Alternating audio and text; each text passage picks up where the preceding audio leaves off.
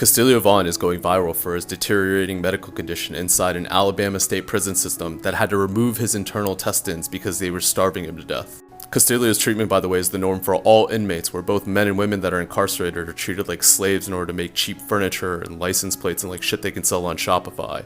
Like, I'm not even exaggerating a little bit. The purpose of the Alabama prison system is to incarcerate as many people as possible for free labor. Disguised as a work training program, Alabama gets paid on both ends. On the one side, it takes money from the government in order to accommodate inmates, but on the other hand, it uses inmates as slave labor to make stuff to sell to other prisons and big box retailers. That's an office chair. They're selling office chairs. After Castillo's emergency surgery went viral, inmates in 6 different prisons decided to go on strike. They're not making shit for free anymore. And what did the wardens do? They decided to starve them too. So now they're getting 2 meals a day of this instead of 3. Okay, I exaggerated. Sometimes they get this. And for all the people that are like, oh, I did a little bit of time, my food wasn't that much better than the pictures, just a reminder, they've cut their meals from 3 to 2. 30% of their calories are taken out, and only one of our meals in the morning was cold. The rest of them were hot, like we got enough calories to get us over to 2,000. They're now consuming less than 1,000 every day.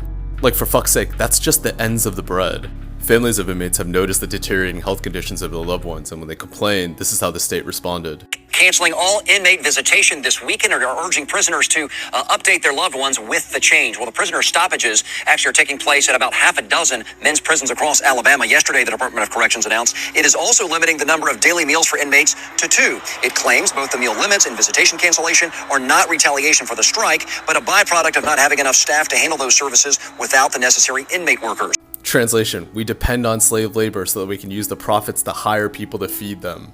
There's over 122 for-profit prisons in the state of Alabama, and none of them can be investigated for human rights abuses because they're private, and this is the reason why Alabama's so hard up to turn a profit with slave labor. The living conditions for the men and women stuck inside the Alabama prison system were so bad that Wall Street didn't even want to touch them. They didn't care if they were turning a profit. They're like, nah, we're not risking the PR. And there were publicly traded companies like Core Civics that used to own these Alabama prisons that were like, oh man, you guys are taking this shit too far, we're out of here. Like, for fuck's sake, when George Bush Sr. has to file a 126-page commission on how badly women are getting raped inside your prison system, shit's bad, man. Shit, I'm actually going out of order. There was so much corruption. I forgot to tell you that all the executives use the money that's supposed to be used to feed the inmates towards like cars and rent and like legal fees.